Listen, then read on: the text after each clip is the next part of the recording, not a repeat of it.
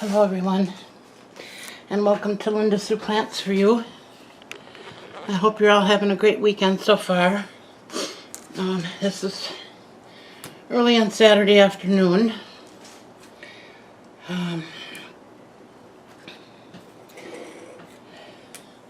Got pretty and white and nice weather here today. It's a little overcast, but it's still pretty warm out for this time of year, so a lot of people out and about.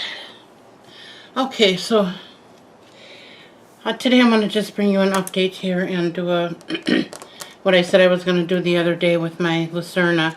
But I want to start today with my sabrina.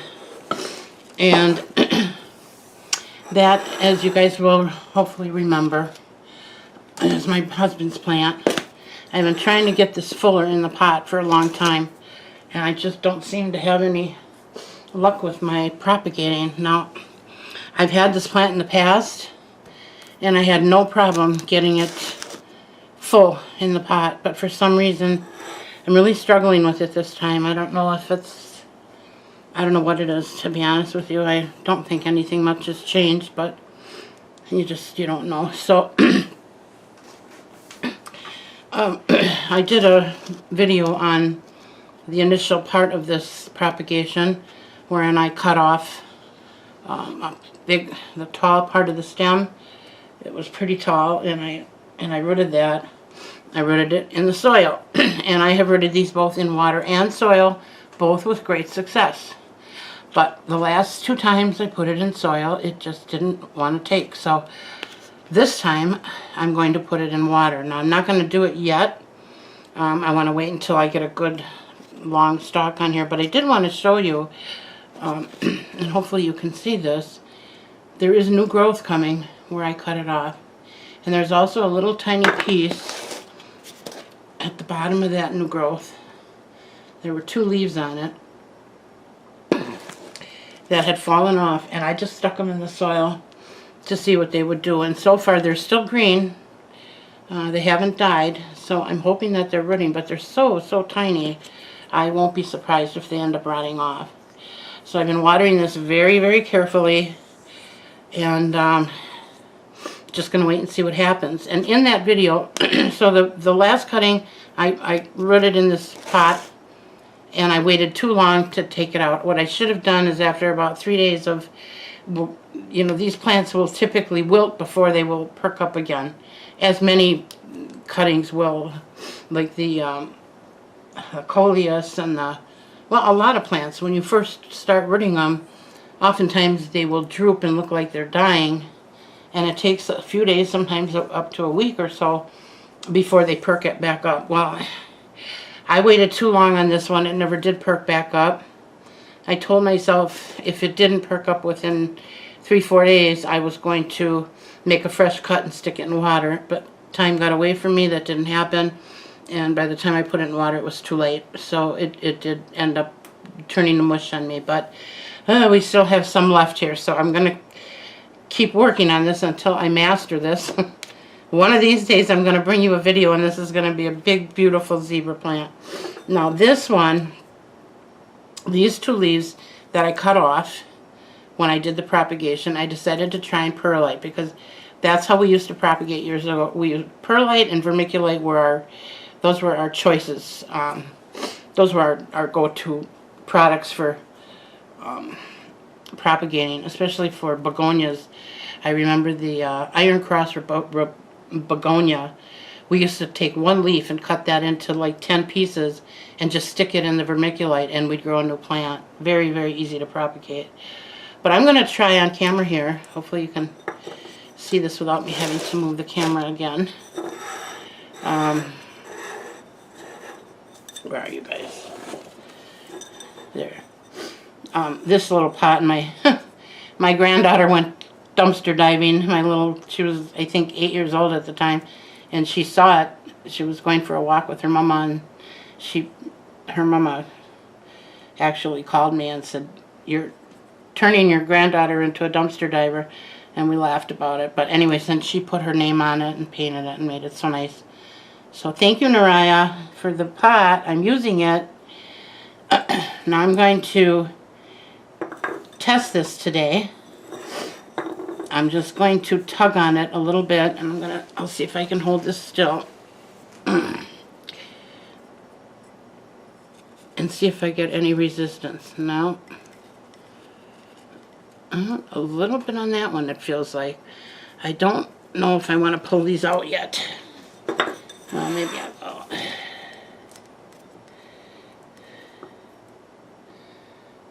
No. Oh, actually, boy, that is so tiny. I doubt that you'll be able to see. Let me get that perlite off of there. I gotta stand up to do this. I don't know if you can see, but there are tiny little hair-like roots at the very, very tip of that stem. So I am going to put this back in here.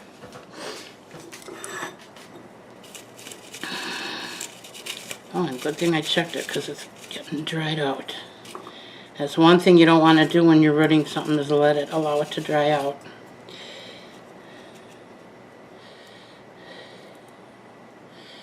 This one has some too. Yay! It was a success. Well, maybe not yet, but it's gonna be. Okay. I'm gonna get it back in there.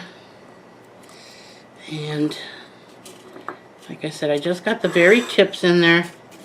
I'm gonna put some more water in, and we're gonna put that back in my south window. Okay.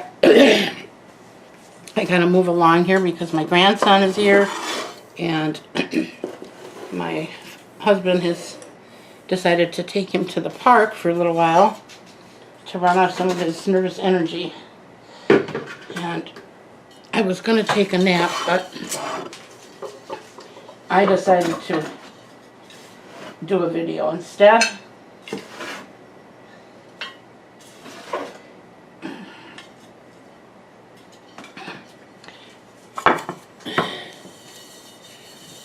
Actually, I'm not thinking. This is my Lucerna. I can get a better view of that for you. And I am going to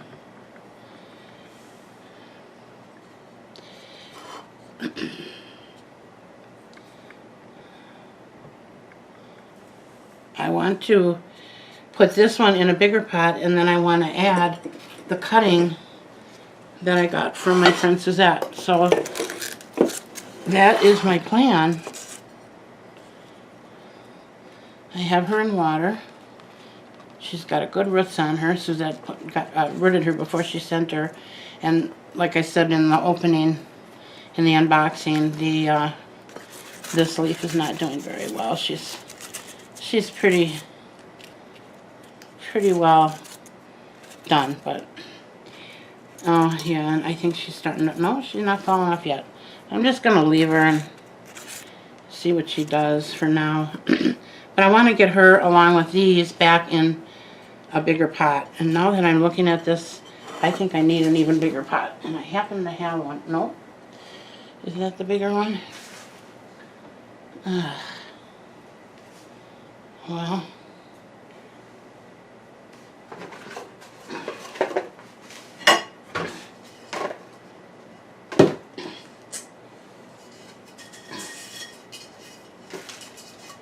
okay, I do have one.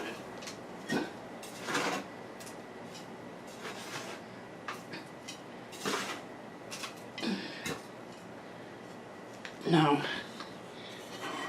normally you all are able to watch me put the soil in the pot, but I can't get my cup of soil up here right now because there's too many plants up here, and I have nowhere to put them until I finish doing my cleaning. I want to make sure that all of the shelving units and everything are clean, and make sure that the plants on there are good before I put my new plant babies next to them, because the last thing I want to happen here is to put my new plants next to something that might have an issue. I don't believe I have any more issues, but I just want to take time to really inspect it, and I wasn't able to do that get that all done this week. I am working on it, and I've been working on it, but it takes time. It takes me a lot longer than the average person to get things done, but excuse me. Okay, so let's, now remember the other day when I was talking about twist ties and how you have to be careful not to make them too tight. This is fairly loose. It's snug enough that it's not falling all the way down, but fairly loose. And remember, if we make them too tight and our plant starts growing and we don't see it because it's in the middle of the pot and the foliage has grown up around it, you can damage your plants. It'll keep them from getting bigger. You might get a cut in it. It just causes havoc. So if you do use these or twine or anything that doesn't give, make sure you check that periodically so you don't end up with the issues that I had. Now,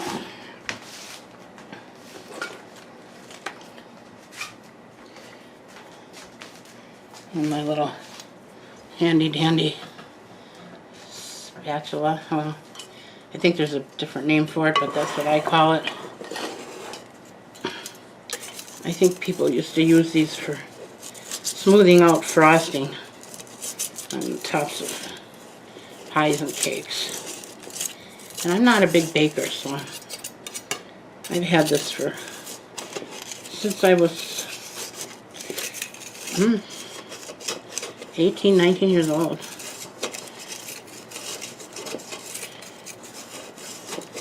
Okay. I love to cook on top of the stove. I love making gourmet meals and fancy sauces, and I love to decorate my food. I used to watch the cooking shows a lot, and that would inspire me. And I did make desserts too, but most of them on top of the stove. I watched Nigella Lawson. Her show was called Nigella Bites, her first show. And I used to love to watch that show.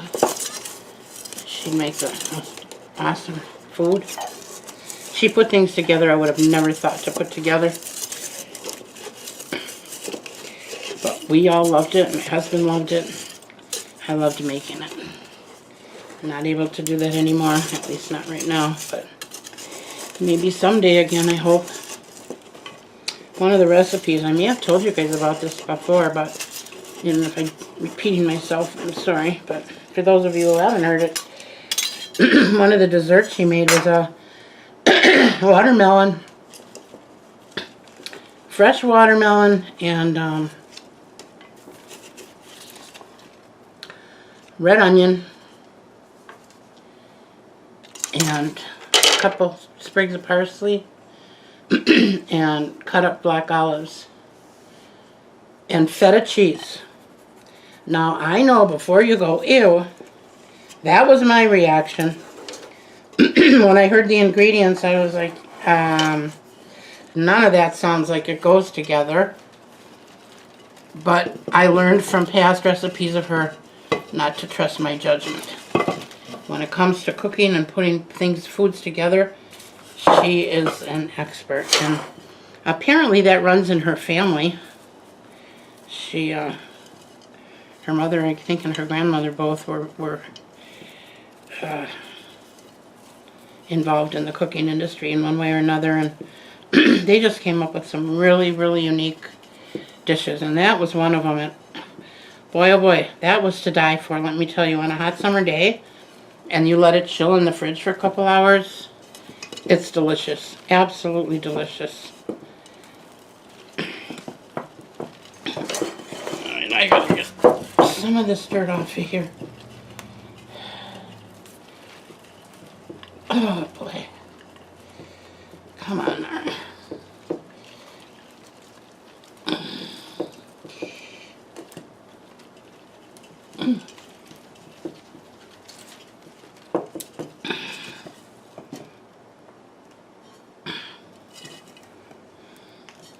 I put a little bit too much dirt in there.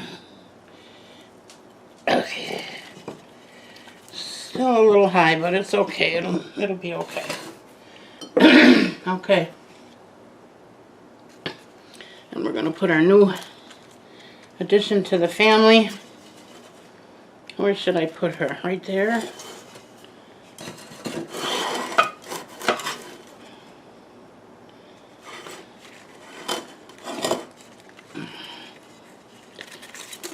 Almost broke her off. Yeah, I think that looks good there. Okay. Alright.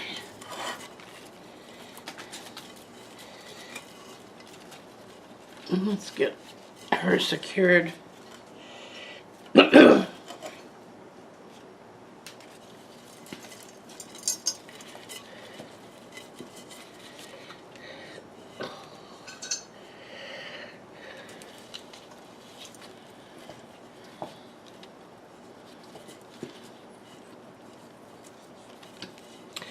My hubby ended up buying me all 3 of her books. She had 3 shows, and I forget what they were all called, but one was Nagella Bites. I think one was called Summer Something or Other. I made a really good, they were called trifles, not to be confused with truffles. And it was layers of homemade custard that you made on top of the stove. And I forget what all was in there, but oh, it took about anywhere from 3 to 4 hours every time I cooked something out of her book. And I mean 3 to 4 hours of being in the kitchen by the stove, not just overall cooking time. So it is very labor intensive, but I'll tell you what, it's well worth the work. If you enjoy good food.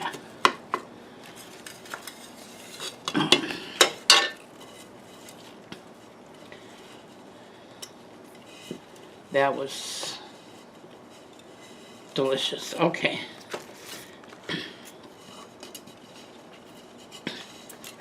Let's stick her. I think I want to just nestle her in there, kind of.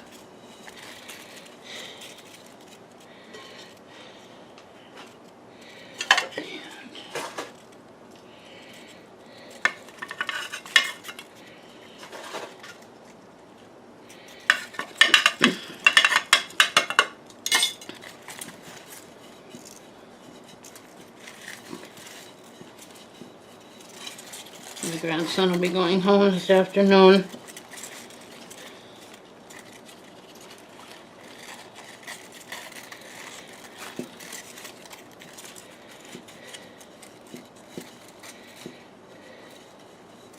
I love having him, but you know, he's 4 years old. And just the energy from a 4-year-old, even when they're being good, is a lot when you get older and you couple that with not being at the top of your game. Okay.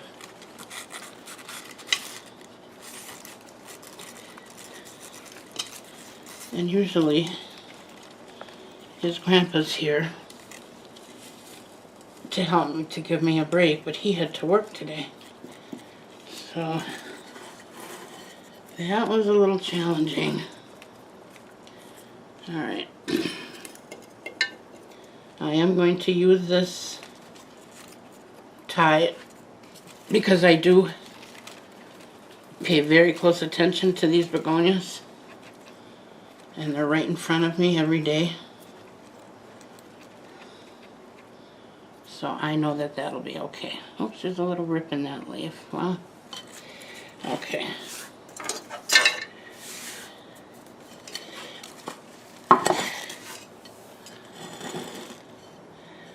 Alright. A little more soil. And this is just foxhorn. And I mixed in pretty much perlite with it. I say probably a quarter more of perlite than soil. And that's the least amount that I use. Most bag potting soil, I end up adding a good third perlite. But this one I don't have to because it's already very light and airy. Okay.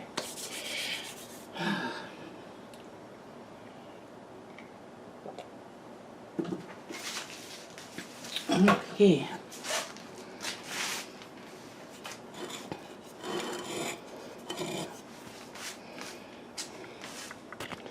Hope you all can see that.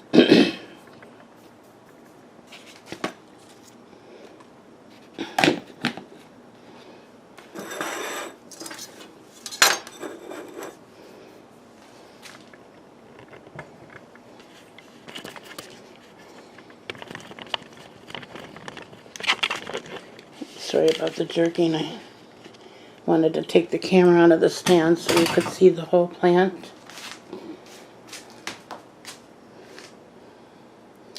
Beautiful. This is the Lucerna Begonia. New foliage coming underneath.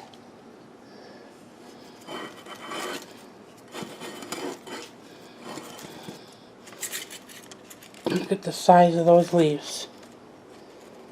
Wow.